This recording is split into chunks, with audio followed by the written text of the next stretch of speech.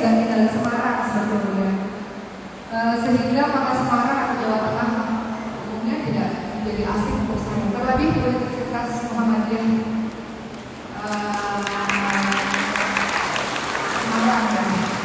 Sebenarnya teman-teman sekalian, kali ini Masya Allah Universitas Muhammadiyah Jakarta khususnya UMJ itu memberikan banyak sekali beasiswa untuk para santri-santri kami penghafal Quran beasiswa sampai S2.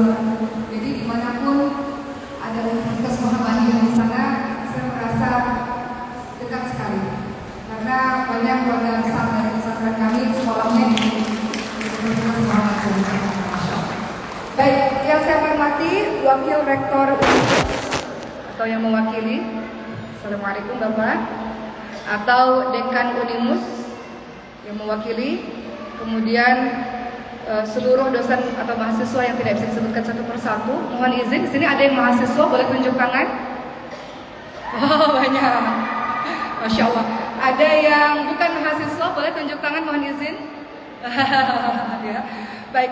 Dan seluruh majelis ta'lim yang mungkin bergabung pada hari ini yang tidak bisa disebutkan satu persatu. Seluruh orang-orang yang membantu dakwah di belakang layar, Masya Allah, yang juga tidak bisa disebutkan satu persatu. Terima kasih yang telah menghantarkan kami kemari sehingga bisa menjalankan dakwah. Dan juga mungkin di antara kita ada Abah Samsul Arifin, mungkin dia yang belum saya lihat. Tapi beliau adalah pimpinan dari Persada Indonesia, sebuah travel umroh yang berusia sama seperti usia saya, 33 tahun usia saya, sama seperti travel beliau. Terima kasih Abah sudah juga hadir di sini dan seluruh panitia. Alhamdulillah hari ini adalah perdana di Semarang. Tadi saya baru mendarat teman-teman sekalian dari bandara dan langsung kemari. Hari ini langsung saja tema kita adalah melahirkan generasi Islam yang berkemajuan. Saya akan lebih mempersempit dengan tema yakni untuk bisa melahirkan atau menghasilkan generasi Islam yang berkemajuan itu dimulai sejak awal. Maka izinkan saya, mungkin di sini sebagian ada yang mahasiswa, tapi mahasiswanya adalah calon ayah dan calon ibu, betul ya? Sehingga harus mempersiapkan sejak dini. Begitu pula Bapak dan Ibu yang pada hari ini juga telah bergabung. Mari kita hari ini sama-sama mendengarkan bagaimana ajaran-ajaran Al-Quran untuk melahirkan generasi-generasi Islam yang berkemajuan, yang bertakwa, yang saleh. Teman-teman yang dirahmati oleh Allah Subhanahu wa taala, banyak sekali di dalam Al-Quran bertebaran ayat-ayat bagaimana kita sejatinya mendidik anak-anak kita untuk beribadah kepada Allah, terdekat kepada Allah. Tapi sebelumnya, izinkan saya bercerita tentang satu kisah tentang seorang ibu yang hebat yang kemudian kita nanti akan kaitkan dengan ayat-ayat Al-Quran. Teman-teman tahu Siti Hajar? Siapakah Siti Hajar? Siti Hajar adalah seorang ibu yang luar biasa dari seorang anak yang bernama Nabi Ismail alaihissalam. Siti Hajar pun adalah seorang istri dari seorang nabi yang bernama Nabi Ibrahim alaihissalam. Kalau teman-teman pergi umrah atau pergi haji, sebagian nanti teman-teman akan pergi haji sebentar lagi ya, di bulan Juli nanti, atau mungkin sudah mulai persiapan dari sekarang ya. Teman-teman akan menemukan proses sa'i dari Bukit Safa dan Bukit Marwah. Itu pun terinspirasi dari kisahnya Siti Hajar. Singkatnya, Siti Hajar adalah seseorang yang diberikan oleh Raja Mesir kepada Nabi Ibrahim alaihissalam dan Siti Sarah pada saat itu sebagai bentuk hadiah lah, singkatnya. Akhirnya Siti Hajar bersama dengan keluarga Nabi Ibrahim dan istri pertamanya Nabi Ibrahim yaitu Siti Sarah. Pernikahan Nabi Ibrahim alaihissalam dengan Siti Sarah belum dikaruniai anak. Akhirnya Allah takdirkan Nabi Ibrahim alaihissalam menikah dengan Siti Hajar. Pernikahan antara Nabi Ibrahim alaihissalam dengan Siti Hajar dikaruniai anak, namanya adalah Nabi Ismail alaihissalam. Apa yang terjadi dalam rumah tangga ini? Allah Subhanahu wa taala memerintahkan agar Siti Hajar dan Nabi Ismail alaihissalam berada di kota Mekah yang jauh dari sang suami, atau kita mungkin menyebutnya dalam masa yang sekarang LDR, long distance relationship ya.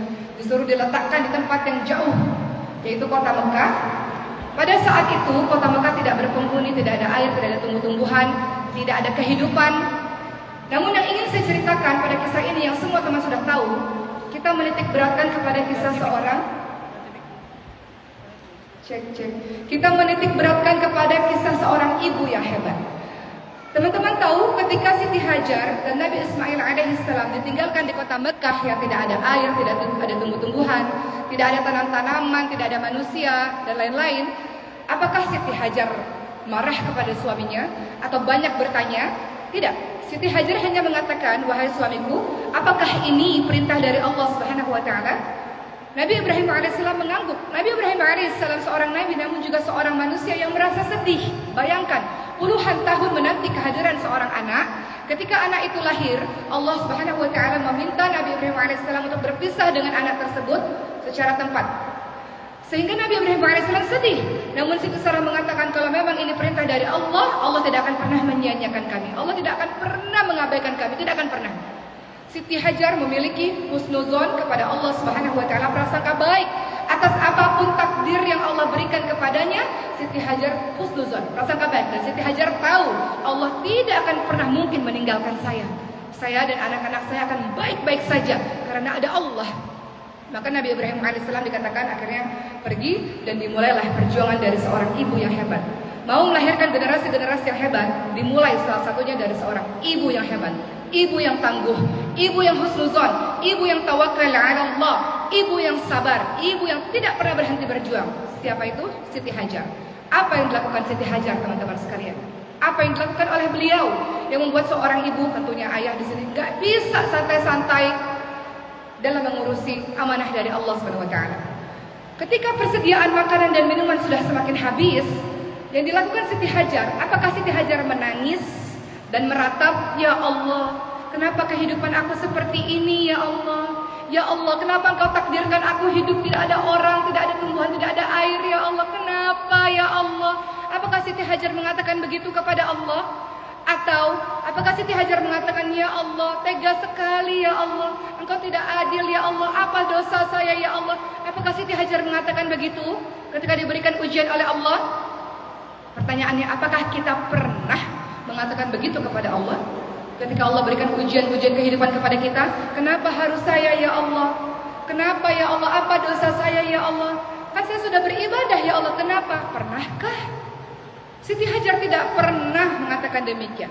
Siti Hajar tidak pernah terdiam saja dan kemudian meratapi anaknya yang menangis dilihat. Diam, tidak. Yang dilakukan oleh Siti Hajar, teman-teman sekalian, beliau berjuang. Apa yang dilakukan beliau? Walaupun beliau tahu secara pikiran manusia mustahil, tidak mungkin ada pertolongan.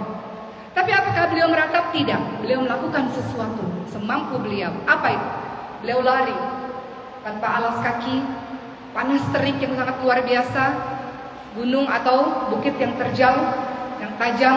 Beliau lari sampai ke bukit Sofa. Beliau lihat mana yang bisa menolong. Tidak ada air, tidak ada tumbuhan, tidak ada hewan, tidak ada siapa-siapa, tidak ada manusia.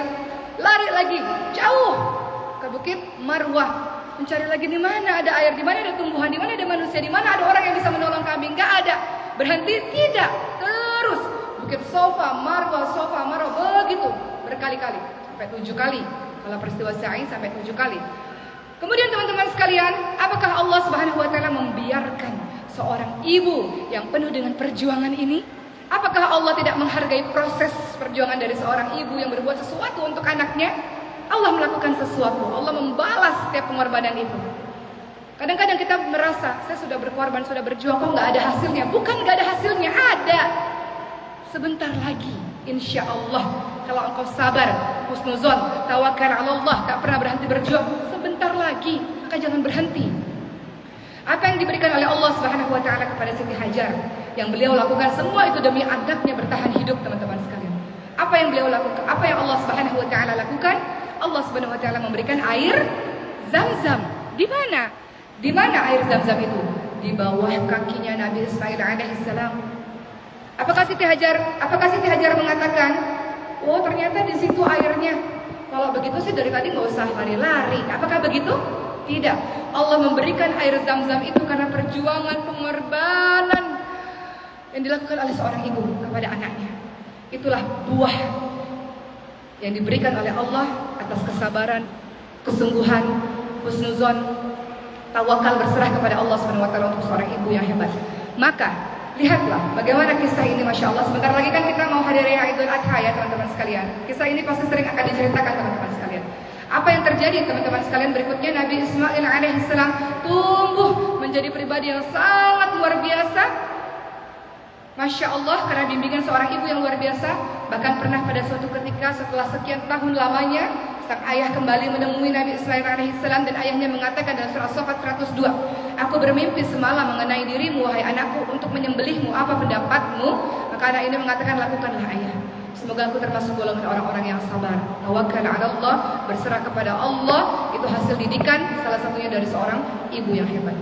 Maka teman-teman sekalian, walaupun saya tahu di sini banyak anak-anak usia-usia muda, 20 tahunan, mahasiswa dan sebagainya, tapi kita persiapkan dari sekarang.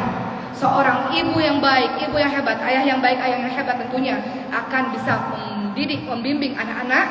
Kita nggak mau anak-anak kita jadi anak-anak yang biasa-biasa saja. Anak-anak di Universitas Muhammadiyah ini, khususnya di Universitas Muhammadiyah Semarang, nggak boleh jadi manusia rata-rata, nggak boleh. Harus jadi orang yang sangat luar biasa. Kenapa? Ada ibu dan ayah yang hebat, ada guru-guru yang hebat yang membimbing mereka, insya Allah. Baik, itu kisah tentang Siti Hajar, teman-teman sekalian. Yang saya akan ceritakan dalam kisah saya juga, yang kemudian saya akan kaitkan dengan kisahnya ibundanya Siti Maryam. Saya selalu menceritakan hal ini di tempat-tempat lain. Teman-teman sekalian, beberapa minggu yang lalu, wasilah dari Sulaiman anak saya nomor 4, karena Allah karuniakan, alhamdulillah ala kulli hal, beliau dianugerahi sebuah sindrom, namanya sindrom Prader-Willi ya teman-teman sekalian. Kisah yang juga luar biasa lah, dan saya teringat akan kisah Siti Hajar. Akhirnya saya dipertemukan dengan komunitas-komunitas anak-anak kelainan langka. Bersyukurlah teman-teman sekalian, teman-teman punya mata yang sehat. Banyak anak-anak yang matanya putih semua, tertutup soalnya. Saya tidak terlalu paham ya. Atau anak-anak yang nggak bisa mendengar. Nggak cuma itu, yang namanya sindrom itu biasanya kumpulan dari beberapa, bukan hanya satu penyakit ya, kumpulan dari beberapa yang lain. Dia nggak bisa mendengar, dia juga nggak bisa begini, dia juga nggak bisa begini. Biasanya banyak. Jadi kalau anak-anak kelainan langka itu dokternya nggak mungkin cuma satu, pasti ada 5, 6, 10, 15, 20, masing-masing dokter. Begitu teman-teman sekalian. Singkat cerita, kemarin itu ke perkumpulan anak-anak kelainan langka itu datang ke pesantren kami. Dan Masya Allah kita lihat ibu-ibu yang hebat, ibu-ibu yang tangguh. Salah seorang ibu yang sangat menginspirasi saya, teman-teman lihat aja nanti di Google, atau teman-teman bisa lihat sekarang, penyandang disabilitas namanya Mas Habibi, ya, Masya Allah, penyandang disabilitas yang memiliki gaji, di situ tulisannya 10 juta ya, tapi ketika saya tanya udah puluhan sampai ratusan juta. Beliau Allah anugerahi sebuah kelainan langka yang semakin bertambahnya usia, semakin nggak bisa difungsikan tubuhnya. Bahkan dikatakan di internet itu umurnya juga hanya sekian begitu. Karena kalau kita semakin lama semakin kuat, kita kan semakin lama otot kita semakin kuat, kita semakin bertumbuh. Tapi ada jenis sindrom tertentu yang semakin lama dia semakin menurun, teman-teman sekalian. Sekarang beliau di atas kursi roda, dulu beliau masih bisa memfungsikan tangannya, sekarang hanya cuman telunjuk dan jari ya untuk bisa melakukan sesuatu. Masya Allah. Dan apa yang dikatakan oleh sang ibu? Beliau mengatakan begini, Allah Subhanahu Wa Taala memilih saya dan ibu-ibu ini di sini di antara miliaran ibu-ibu lainnya untuk dianugerahi seorang anak yang hebat. Alhamdulillah, mereka adalah guru-guru kami dalam belajar sabar, dalam belajar tangguh, dalam belajar bersyukur, nggak mengeluh, belajar untuk semangat hidup, belajar untuk semangat bertahan. Mereka berjuang sejak kecil, kata ibu-ibunya ini. Mereka berjuang sejak kecil, bolak-balik ke rumah sakit. Pun saya begitu bu, bolak-balik ke rumah sakit. Sudah berjuang sejak kecil, berjuang dari nicu untuk bertahan hidup sampai hari ini berjuang. Maka tugas kami para orang tua, kata beliau, adalah kami tidak pernah berfokus pada kekurangannya, tidak pernah berfokus pada kelemahannya. Tugas seorang ibu dan seorang guru adalah setiap anak pandai, setiap anak pintar, mereka punya potensi, mereka punya kehebatan. Tinggal kita yang jeli menemukan potensi itu. Kita tidak berfokus kepada kekurangan. Dia punya kelebihan. Dari seluruh anggota badan yang hampir tidak bisa difungsikan itu, Mas Habibi, Masya Allah, beliau menjadi seorang digital marketing, teman-teman sekalian. Saya tanya, Mas Habibi gimana caranya? Tangannya aja udah nggak bisa pegang mouse, udah nggak bisa ngetik. Kata beliau sekarang udah bisa dengan lisan. Dengan lisan jadi dia ngetik sendiri, begitu katanya. Jadi kata sang ibu ini, saya melihat dengan jeli. Kadang-kadang salah, kadang-kadang gagal. Tapi nggak apa-apa, itu proses belajar. Kemudian kita dampingi, kita beri support, dan akhirnya dia bisa mandiri. Setidaknya dia mandiri secara finansial. Kalau penyandang disabilitas saja punya semangat hidup, dan penyandang disabilitas saja bisa teman-teman sekalian mandiri secara finansial, apalagi kita ini yang sehat dan anak-anak kita yang sehat. Maka diperlukan seorang ibu yang tangguh, yang kuat seperti Siti Hajar. Banyak teman-teman sekalian kisah-kisah yang seharusnya kita banyak bersyukur.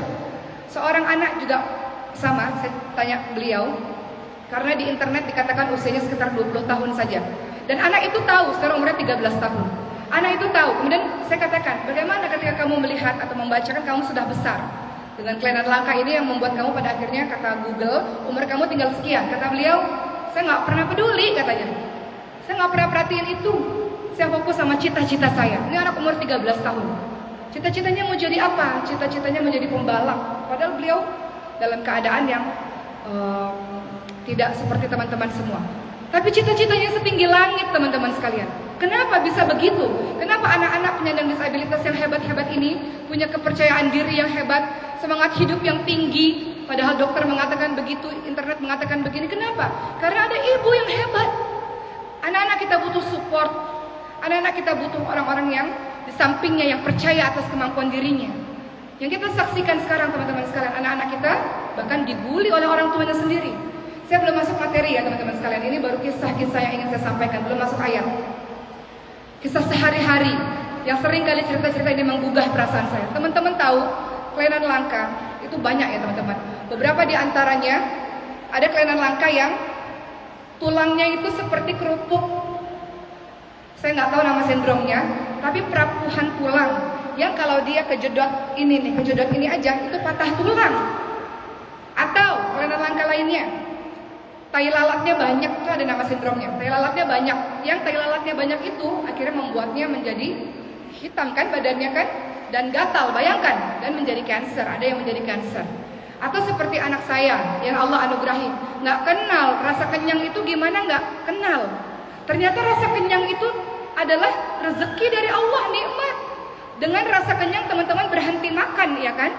Bayangkan teman-teman lapar terus. Itulah yang Allah anugerahi kepada anak saya. Ternyata rasa kenyang, bisa tidur itu nikmat. Ada sindrom yang membuat anak itu, namanya Angelman syndrome ya, yang membuat anak itu happy. Dan sebagian anak-anaknya nggak tidur-tidur. Sehari, 2 hari, 3 hari nggak tidur-tidur, ketawa terus, happy terus.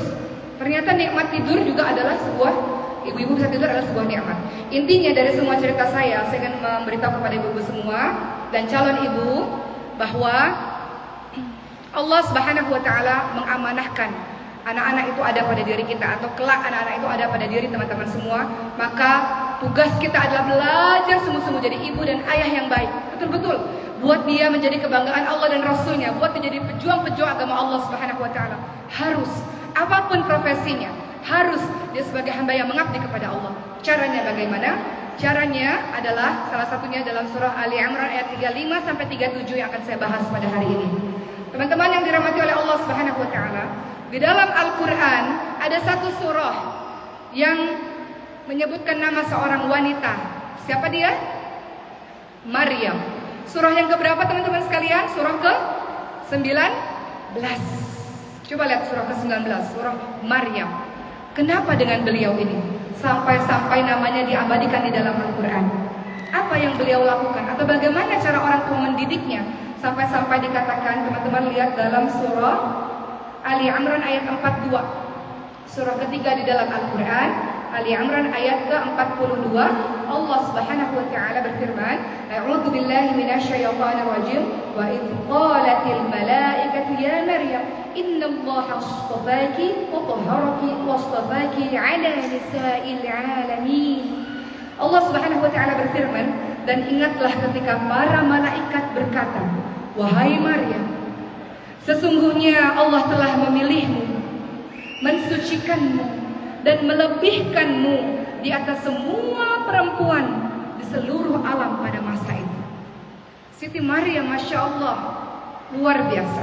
Pertanyaannya, bagaimana cara orang tuanya mendidiknya sampai-sampai Siti Maryam begitu mendapatkan penghormatan yang luar biasa, sampai-sampai namanya diabadikan di dalam Al-Quran? Jawabannya ada dalam surah Ali Imran 35 sampai ke 37. 37.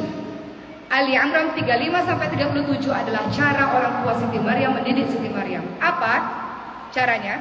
Yang pertama adalah lihat dalam surah Ali Imran ayat ke-35 bahwa setiap ibu dan calon ibu harus bertekad bahwa anak kita nanti, mau anak yang kita kandung maupun anak didik kita, anak-anak kita, mau anak biologis maupun anak didikan kita, anak-anak kita, apapun profesinya, mereka adalah seorang penolong agama Allah. Jadi dokter yang menolong agama Allah, yang menjadi pengabdi agama Allah, yang ajak orang-orang untuk mencintai Allah. Jadi presiden yang mencintai Allah, mengajak orang-orang lain menuju kepada Allah. Jadi pejabat, jadi pengusaha, jadi apa lagi? Jadi politikus kah, mau jadi pilot kah, atlet kah, artis kah, apapun profesi, silahkan saja. Tapi profesi itu membuat dirinya menjadi kuntum khaira ummah ukhrijat linnas ta'muruna bil ma'ruf wa tanhauna 'anil munkar. Kamu sekalian adalah umat terbaik, kata Allah, yang dilahirkan untuk manusia, yang punya tugas mengajak manusia pada kebaikan, mencegah manusia pada kemungkaran. Teman-teman lihat dalam surah Ali Imran ayat ke-35. Ketika mengandung, ibunya Siti Maryam berdoa. Jadi boleh juga nih kita berdoa begini teman-teman sekalian. Doanya adalah Ali Imran ayat ke-35. Rabbi inni nadawtu laka fi batni muharraran fataqabbal minni innaka antas sami'ul 'alim. Kata ibunda Siti Maryam, ya Allah, sesungguhnya aku bernazar kepadamu ya Rabb, janin yang dalam kandunganku ini kelak akan menjadi hamba yang mengabdi kepadamu ya Allah. Maka terimalah nazar dariku, sungguh kaulah yang maha mendengar lagi maha mengetahui. Jadi setiap ibu, calon ibu, ayah dan calon ayah harus memperhatikan ini. Anak-anak kita boleh jadi apapun, kita boleh jadikan dia yang lain-lain. Bayangkan Bu, lihat bagaimana cara profesi yang lain-lain juga melakukan dakwah. Dakwah itu bukan tugas penceramah, bukan. Dakwah itu adalah tugas seluruh hamba Allah. Mengajak pada kebaikan adalah tugas seluruh hambanya Allah. Berdasarkan surah tadi, ayat tadi, kuntum khaira ummah tadi. Kamu ini disebut sebagai umat terbaik. Kita ini umat terbaik. Umat terbaik itu bukan umat yang mikirin dirinya sendiri saja. Umat terbaik itu bukan orang yang egois. Oh dia buat dosa ya terserah, urusan dia. Yang penting saya baik. Enggak begitu. Kuntum khaira ummah artinya dia baik dan dia membaikkan orang lain. Dan itu dimulai dari nazar seorang ibu, seorang ayah yang tahu tentang visi misi itu. Contoh, ketika anak saya dinicu 2 minggu, kisah ini pun sering saya ulang-ulang. Saya sebagai manusia biasa, kadang-kadang kita tahu ayat-ayat Allah, tapi kadang-kadang kita lupa, betul Bu? Kadang-kadang kita lupa kalau kita sudah mengalaminya. Apa kata dokter? Boki, berdoalah kepada Allah Subhanahu wa taala. Beliau sedang dakwah. Boki, berdoalah kepada Allah Subhanahu wa taala, banyak salat malam, minta sama Allah agar Allah memberikan ilham, memberikan pengetahuan kepada kami agar kami bisa mengetahui apa yang dialami oleh anaknya Ibu Oki. Karena anak saya nggak nangis. Kalau penangis, nangisnya begini. Nah, tuh. Beruntunglah ibu-ibu yang punya anak nangis. Karena begitu banyak ibu-ibu di luar sana yang merindukan anak-anaknya nangis, karena nggak bisa nangis. Beruntunglah ibu-ibu atau calon ibu atau ayah yang anaknya lari-lari. Karena banyak termasuk saya yang anak kami harus terapi ratusan kali untuk sekedar bisa angkat kepala, jatuh lagi, angkat kepala, jatuh lagi. Setelah angkat kepala bisa belajar untuk Sulaiman itu mulai dari balik badan, angkat kepala, mulai duduk, duduk, jatuh lagi, duduk, jatuh lagi. Jadi bersyukurlah teman-teman sekalian. Kembali kepada kisah si dokter ini mendakwahi saya. Beliau katakan berdoalah kepada Allah, karena kami sampai hari ini belum tahu, masih terus mencari. Ibu berhenti melihat Google, yang lain-lain, banyak berdoa kepada Allah, karena banyak orang anak-anak yang kita sangka tak mampu bertahan, ternyata bertahan. Rahasianya Allah. Jadi dokter ini sedang berdakwah, pengusaha, Masya Allah. Teman-teman tahu setiap saya safari dakwah, tidak hanya di Semarang, tapi safari dakwah di mana-mana. Siapa yang nganterin saya kemana-mana, Bu, Pak? Mobilnya siapa? Mobilnya orang-orang, sang pengusaha kah, atau si fulan kah, yang mau berkontribusi untuk dakwah, meminjamkan untuk saya bisa safari dakwah kemana-mana. Masya Allah. Harta kekayaannya dibuatnya untuk dakwah di jalan Allah, lakukan sesuatu. Masya Allah. Para pengusaha banyak bangun pesantren, banyak bangun masjid, banyak bangun sekolah. Masya Allah. Masya Allah. Banyak bantu agama ini. Masya Allah. Seperti Siti Khadijah radhiyallahu anha, seorang perempuan, seorang ibu, seorang pedagang, Masya Allah, yang akhirnya bantu agama Allah. Dan profesi-profesi yang lainnya.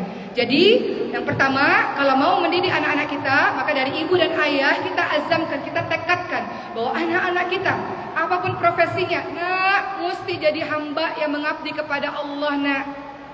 Untuk bisa ke situ tentu banyak jalan-jalannya, banyak cara-caranya. Salah satunya adalah pendidikan tauhid. Nah, engkau itu pintar karena Allah yang memberikanmu kepintaran, nak. Nak, kakimu itu tendang bola dengan kuat karena Allah yang memberikan kakimu itu kuat. Nah, itu tauhid. Luqman 13, perhatikan, la tusyrik billah. Ya bunayya, kata Luqmanul Hakim pada anaknya. Luqman itu namanya diabadikan dalam surah ke-31 dalam Al-Quran. Ya bunayya, wahai anakku sayang. Nasihatinya juga, wahai anakku sayang. Ya bunayya, la tusyrik billah, inna syirka la dzulmun adzim. Wahai anakku sayang. Ini guru-guru, dosen-dosen, para pengajar, ibu, ayah juga begitu. Nggak boleh kita panggil anak kita anak nakal, anak durhaka, anak bandel. Nggak boleh. Karena Islam nggak pernah mengajarkan begitu. Bahkan Allah pun nggak pernah memanggil sang ahli maksiat dengan wahai para ahli maksiat. Nggak pernah. Perhatikan surah. Saya lupa surahnya tapi kalimatnya. Qul ya ibadiyalladzina asrafu ala anfusihim la taqnatu min rahmatillah innallaha yaghfiru dzunuba jami'a innahu huwal ghafurur rahim. Allah Subhanahu wa taala saja memanggil ahli maksiat itu enggak memanggil dengan wahai ahli maksiat, enggak pernah. Wahai pendosa, tidak. Allah memanggil wahai orang-orang yang melampaui batas. Santun sekali panggilan itu, teman-teman sekalian. Lalu bagaimana mungkin kita seorang ibu atau seorang ayah, seorang tenaga pendidik, kita panggil anak-anak kita, anak-anak yang suci, bersih ini seharusnya kita didik mereka jadi penolong-penolong agama Allah dengan panggilan-panggilan yang tidak baik. Kita tidak hanya membulinya, merusak kepercayaan dirinya, dan dia akan menganggap, iya ya, saya bodoh karena guru saya manggil saya bodoh. Iya ya, saya bodoh karena ibu saya manggil saya bodoh. Nanti jadi bodoh beneran misalnya begitu. Jadi nggak boleh bagi kita seorang ibu, ayah maupun tenaga guru-guru, tenaga pendidik melabeli anak-anak dengan buruk, itu tidak boleh. Atau panggilan-panggilan buruk itu tidak boleh. Tentu saja begitu. Jadi kembali lagi, anak-anak kita tekadkan, dan juga diri kita untuk teman-teman mahasiswa, tekadkan. Engkau itu orang-orang terhebat, umat terbaik. Jangan jadi orang biasa-biasa saja. Di setiap bidang yang engkau tekuni, fokus sungguh-sungguh dan jadi bintang di situ, dan lakukan kebaikan untuk saudara-saudaramu yang lain.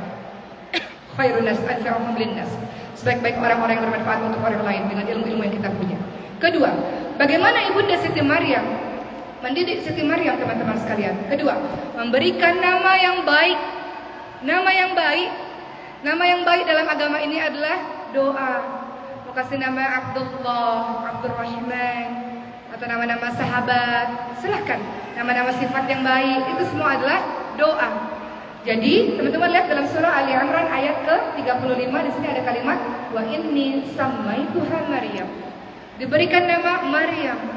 Jadi kalau teman-teman berikan nama anak-anak kita nama-nama yang baik dan artinya baik. Ada orang mengatakan, oh ada nama dalam Al-Quran, namanya adalah Abu Lahab. Nama dalam Al-Quran. Gak semua nama dalam Al-Quran itu baik ya. Atau nama anak kita kasih nama Korun misalnya ya, atau yang lain-lain, apalagi Fir'aun gitu ya. Ya, kasih nama anak kita baik, ambil dalam Al-Quran, kata hadis, kata sirah, silakan yang artinya juga baik. Kenapa? Agar dia bisa meneladani nama itu. Contoh sederhana. Nama anak saya yang pertama Maryam, yang kedua Khadijah, yang ketiga Ibrahim, yang keempat Sulaiman, yang kelima Ali, yang keenam Umar, yang ketujuh Aisyah. Ya, coming soon. Amin ya Rabb. Ya, diaminin nih, Masya Allah ya, doa orang-orang saleh. Suatu ketika anak saya tanya, Uma, Maryam itu ya ada dalam Al-Quran ya? Maryam mau baca ceritanya, Maryam pengen tahu ceritanya, Maryam mau tahu orangnya seperti apa.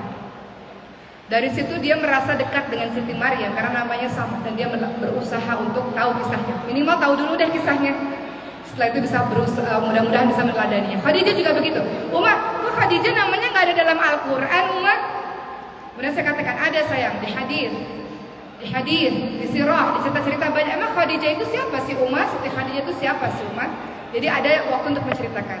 Begitu pula kalau teman-teman ngasih nama sifat-sifat misalnya, itu kan doa ya. Kita panggil misalnya ya Hafizah, misalnya teman-teman kasih nama ya Hafiz atau ya Hafizah, para penjaga, para penghafal misalnya. Kita kasih nama seperti itu, mudah-mudahan jadi doa. Jadi yang kedua, cara mendidiknya Ibunda Siti Maryam adalah memberikan nama yang nama-nama baik. Ketiga, selalu dan selalu mendoakan anak-anak kita, anak dari rahim kita maupun anak-anak didik kita. Karena saya tahu di sini banyak para pengajar-pengajar yang luar biasa. Selalu mendoakan anak-anak kita. Dalilnya mana? Dalam surah Ali Imran ayat ke-36. Ya, di situ ada kalimat wa inni u'idzuha bika wa dzurriyyataha minasyaitonir rajim. Ibunda Siti Maryam berdoa, dan aku mohon perlindunganmu ya Allah untuknya ya Allah dan anak cucunya dari gangguan syaitan yang terkutuk. Jadi ibundanya selalu dan selalu berdoa untuk anak-anaknya. Doakan anak-anak kita, doakan murid-murid kita, teman-teman sekalian. Kita tentu menginginkan anak-anak kita jauh lebih hebat daripada kita, betul kan? Kemarin saya punya guru bahasa Arab saya masih belajar bahasa Arab sampai hari ini, teman-teman sekalian. Beliau mengatakan begini, "Oki, saya itu bahagia sekali," kata beliau. Mendidik seorang anak atau seorang murid itu tuh seperti kita nanam dari benih, dari biji, ya Bu ya. Kemudian kita siramin, dia tumbuh. Kita kasih pupuk, dia tumbuh. Lama-lama dia tumbuh jadi pohon yang besar yang akhirnya bisa bermanfaat untuk banyak orang. Itulah kebahagiaan seorang ibu, ayah, dan seorang guru.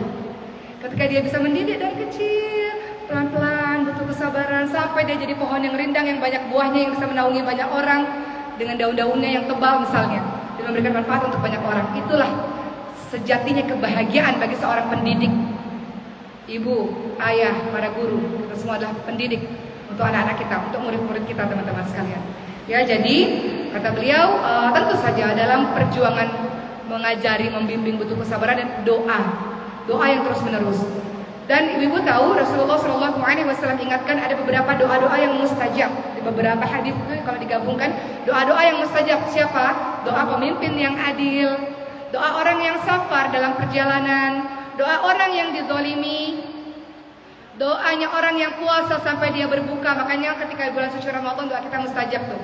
Doa orang yang puasa sampai dia berbuka, dan doanya orang tua kepada anaknya.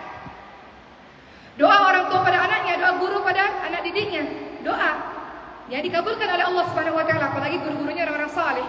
Makanya kadang-kadang kita ini murid-murid kalau kita ketemu sama guru kita, doain ya Pak, Bu, doain ya Syekh, doain ya Ustaz, doain kami ya. Butuh kita doa dari beliau-beliau, doanya mustajab, apalagi orang tua kita.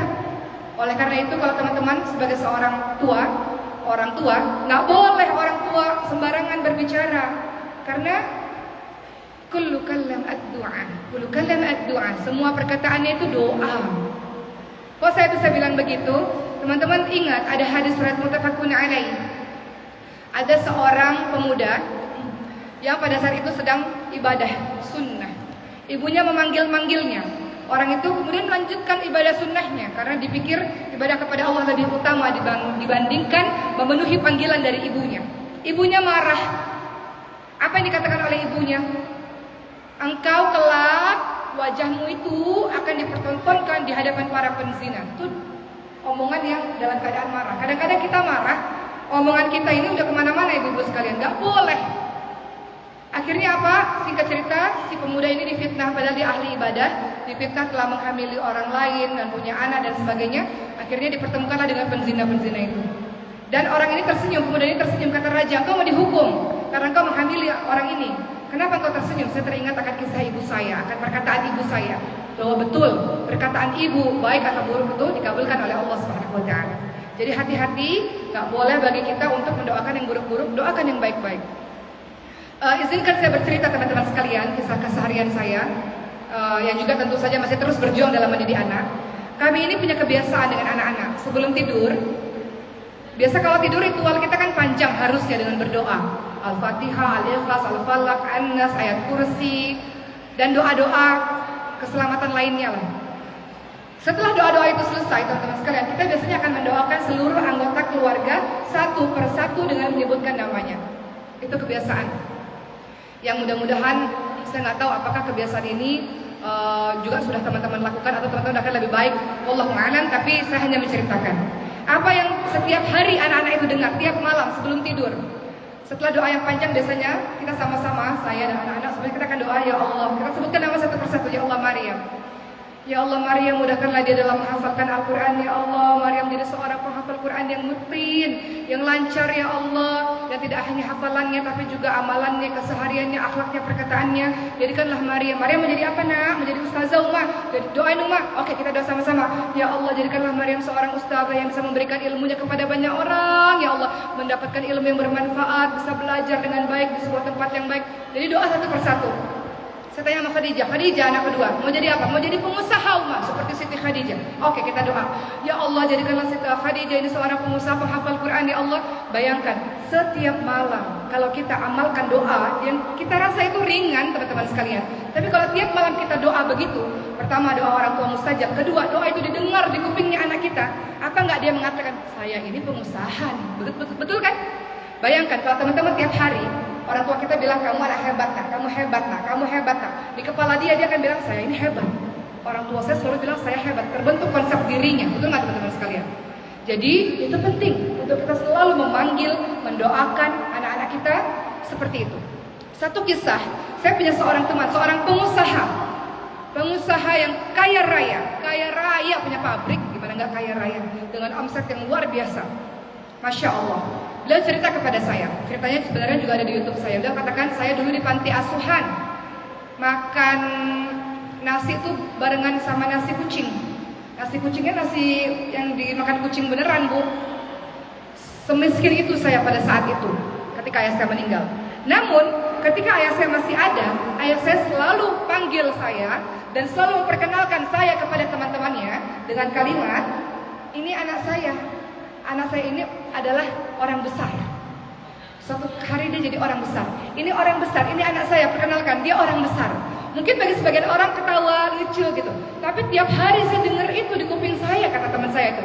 Ini anak saya, ini anak besar, orang besar, akan jadi orang besar. Ini anak saya, dia akan jadi orang besar. Tiap hari begitu, kata si pengusaha ini, teman saya ini. Sampai kemudian ayah saya meninggal dunia.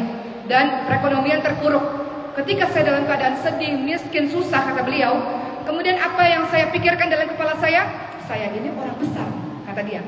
Sudah terbentuk di pikirannya, sejak kecil dikatakan ini orang besar, saya ini orang besar.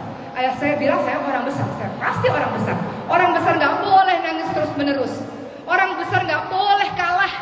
Orang besar nggak boleh menyerah. Orang besar nggak boleh putus asa. Karena saya orang besar, kata beliau. Akhirnya betul-betul sekarang beliau jadi orang besar, Masya Allah. Kenapa bisa begitu? Karena ada ibu, ada ayah yang hebat, yang selalu setiap hari membangkitkan semangatnya. Ingat kisahnya Muhammad Al-Fatih? Siapa Muhammad Al-Fatih? Orang yang bisa menaklukkan, orang yang bisa masuk ke Konstantinopel yang sekarang namanya Istanbul. Di zamannya Rasul, sahabat-sahabat Rasul, nggak ada yang bisa masuk kepada Konstantinopel menyebarkan agama Allah, nggak bisa, kecuali Muhammad Al-Fatih. Apa yang dilakukan orang tuanya sejak dia kecil? Wahai Muhammad Al-Fatih, ini map peta. Di sini letaknya Konstantinopel dan engkaulah yang akan menjadi pembebas Konstantinopel. Dari kecil, Bu, dikatakan begitu. Maka terbentuklah saya adalah seorang yang menjadi pembebas Konstantinopel. Yang kata Rasul sebaik-baik pemimpin, yang pasukannya sebaik-baik pasukan, sayalah orang itu. Kenapa? Karena orang tuanya yang menjadi penyemangat untuknya. Maka begitulah yang harusnya kita lakukan, teman-teman sekalian. Menurut pendidikannya Ibunda Siti Maryam juga begitu. Didoakan terus anak itu. Doa tidak hanya doa kepada Allah, tapi doa juga adalah lisan. Maka sampaikan pada anak-anak kita. Kami ini biasanya kalau di pesantren, kamu mau apa? Masa depannya mau seperti apa? Saya mau begini begitu. Bisa, pasti bisa, Masya Allah. Saya yakin semuanya di sini begitu. Dan kalaupun ada yang mematahkan anak-anak kita, mudah-mudahan Allah berikan petunjuk kepada kita untuk kita tidak melakukan demikian. Dan kita minta maaf kepada anak kita kalau kita melakukan hal-hal seperti itu. Seharusnya seyogyanya ibu dan ayah, para guru menjadi motivator terhebat untuk anak-anak kita, insya Allah. Berikutnya yang keempat, dalam surah Ali Imran, teman-teman sekalian, dalam ayat ke-37, pendidikan berikutnya adalah apa? Perhatikan bahwa Siti Maryam ini ditempatkan di tempat terbaik dengan guru terbaik, yaitu di Baitul Maqdis Palestina, dan dititipkan kepada Nabi Zakaria alaihissalam dalam surah Ali Imran ayat 37. Ya, di situ ada kalimat,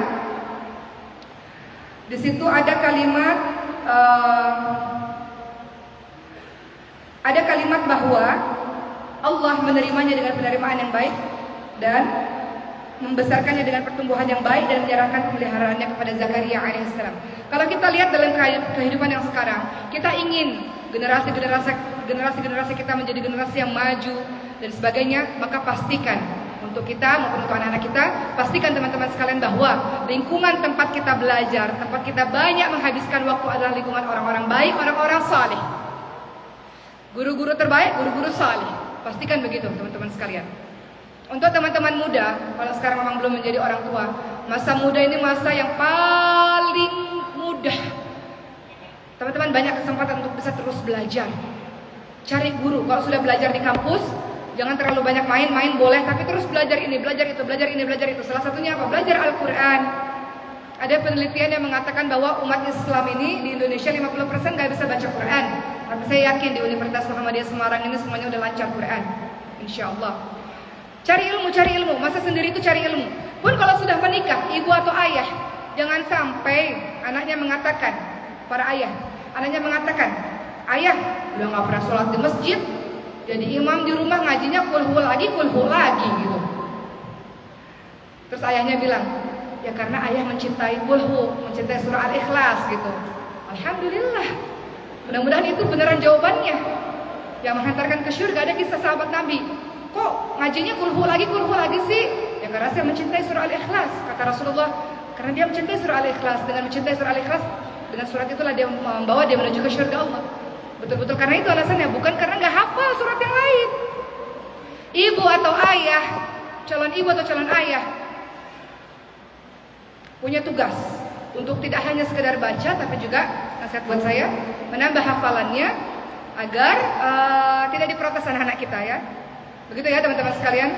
Termasuk para ayah, para guru, yang bapak-bapak ini kan ketika ditugaskan jadi imam misalnya, kita punya makmum yang banyak, anak-anak kita, istri kita, atau makmum yang banyak, maka menjadi sebuah tugas dan kewajiban rasa-rasanya untuk terus menambah hafalan insyaallah.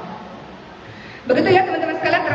Terakhir teman-teman yang dirahmati oleh Allah Subhanahu wa taala, bagaimana cara Ibunda Siti Maryam mendidik Maryam adalah dengan memberikan makanan dan minuman yang halal dan thayyib. Kita mau bentuk generasi kita yang berkemajuan, generasi yang bertakwa. Betul, dengan ilmu, dengan belajar ini itu betul, tapi jangan lupa bahwa makanan yang halal dan thayyib itu sangat penting dalam ajaran agama ini. Perhatikan dalilnya dalam surah Ali Imran ayat ke-37. Siti Maryam itu ditanya pada Nabi Zakaria, ya Siti Maryam, pertanyaannya begini. Ya, pertanyaannya, ya Maryam, ana laki hadza? Qalat huwa min indillah. Maryam, kamu dapat makanan ini dari mana Maryam? Kok banyak sekali makanannya? Kata Siti Maryam, makanan ini dari Allah. Kalau kita lihat dalam kehidupan sekarang, artinya kita wajib memberikan makanan yang halal dan thayyib kepada anak-anak kita. Maka para ayah jangan korupsi, para ayah jangan mencuri. Para ibu atau para ayah atau siapapun yang memberikan makan kepada anak-anak kita, pastikan dari harta yang berkah, yang halal, yang thayyib. Karena banyak peluang-peluang untuk ngambil tuh banyak tuh di beberapa pekerjaan. Saya katakan kepada anak-anak kami di pesantren, hati-hati. Korupsi itu juga banyak ya. Termasuk salah satunya begini. Di pesantren itu ada untuk para pengurus. Kebetulan pengurus kami dulu adalah murid yang selesai hafalan kemudian menjadi pengurus. Itu ada wifi. Ini saking betul hati-hati, wifi. Wifi itu dibiayai oleh umat, dari sedekahnya umat. Ketika mengurusi pekerjaan umat boleh pakai wifi. Ketika mengurusi urusan pribadi, ya, dan belum izin, belum apapun, hati-hati. Itu bisa jadi korupsi tuh. Dengan begitu tuh, saya teringat akan kisahnya, kalau tidak salah namanya, saya lupa ya, ada salah satu khalifah ya teman-teman sekalian di zaman dulu, Umar bin Abdul Aziz kalau saya tak salah namanya, Umar bin Abdul Aziz kalau saya tak salah. Jadi ceritanya teman-teman sekalian, beliau ini ketika pada saat itu tinggal di sebuah tempat dan memiliki lampu-lampu dan lilin-lilin yang banyak. Salah seorang umatnya, 2 orang, 3 orang ya, rakyatnya itu datang kepadanya untuk urusan umat, urusan banyak orang. Lampunya dihidupkan. Giliran ada satu tamu membicarakan urusan personal, itu lampu semua dimatikan. Kata tamunya, kenapa engkau matikan lilin-lilin ini semua? Kenapa? Karena semua ini dari umat dan aku harus menggunakan ini untuk umat. Engkau datang kepadaku membicarakan masalah personal, sehingga tidak layak semua ini aku pakai untuk membicarakan urusan personal di antara kita. Saking hati-hatinya teman-teman sekalian, Saking hati-hatinya seperti itu. Maka kadang-kadang hal-hal begitu kita lupa. Terlalu luas ya pembahasan, contoh-contohnya terlalu luas. Tapi intinya adalah kita pastikan yang bukan hak kita jangan diambil. Bahaya kalau itu menjadi makanan minuman masuk ke darah anak-anak kita, daging. Bayangkan yang bukan halal untuknya masuk menjadi darah daging bagi dirinya. Hati-hati. Kata Rasulullah apa? Ketika ada seorang yang mengatakan, "Ya Allah, kau tidak kabulkan doaku," kata Rasul, "Bagaimana mungkin Allah bisa kabulkan doamu? Makananmu haram dari harta yang haram, sendalmu dari harta yang haram, pakaianmu dari harta yang haram." Hati-hati.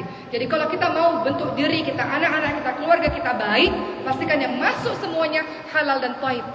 Hati-hati betul. Mana yang bukan milik kita singkirkan, mana yang punya kita pakai. Begitu teman-teman sekalian. Maka insya Allah dengan begitu barulah kita bisa mendidik anak-anak kita menjadi anak-anak yang hebat luar biasa.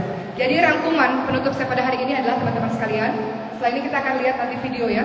Teman-teman sekalian, ada 5 pendidikan yang dilakukan oleh Ibunda Siti Maryam. Yang pertama adalah bertekad agar anak didik kita atau anak kandung kita atau anak kita ini menjadi seorang penolong agama Allah. Dari seorang ibu yang hebat, ibu yang salihah akan melahirkan sikap yang demikian. Kalau ibu yang lain-lain mungkin tidak, tapi ibu yang salihah dia tahu, anak ini akan saya jadikan untuk menjadi penolong agama Allah, untuk menjadi pengabdi agama Allah. Kalau sudah menjadi pengabdi agama Allah, saya akan bekali dia sejak kecil dengan tauhid yang kokoh, dengan Al-Quran. Al-Quran Bu, kasih anak-anak kita pendidikan Al-Quran. Kemarin saya baru balik dari Mesir, anak-anak menghafal Quran. Sekarang Masya Allah Indonesia juga banyak marah dengan menghafal Quran. Anak-anak kami di pesantren Tahfiz Waskal dengan Quran, wasilah Quran, kuliah asal kelas 2 gratis dari UMJ, Universitas Muhammadiyah Jakarta, dan lain-lainnya. Banyak banget orang-orang yang mau tolong, ya, orang-orang yang mencintai Quran, Masya Allah.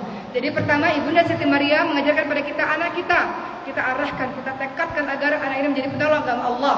Kedua, anak kita berikan panggilan dan nama-nama yang baik. Ketiga, doakan dia dengan kalimat-kalimat yang baik, doakan. Yang keempat, berikan lingkungan dan teman-teman dan guru-guru yang baik untuknya. Dan yang kelima, pastikan makanan minuman yang masuk ke dalam tubuhnya harus halal. Kehidupan ini bukan permainan, bukan senda gurau saja. Kehidupan ini adalah sebuah perjuangan ya teman-teman sekalian. Artinya kita ingin diri kita, keluarga kita, anak-anak kita menjadi pejuang-pejuang agama Allah Subhanahu wa taala. Bisa kalau ayah ibunya adalah orang-orang yang hebat seperti Siti Hajar dan Nabi Ibrahim alaihissalam insyaallah. Baik teman-teman sekalian, alhamdulillah selesai ceramah saya pada hari ini. Izinkan saya menayangkan satu buah video.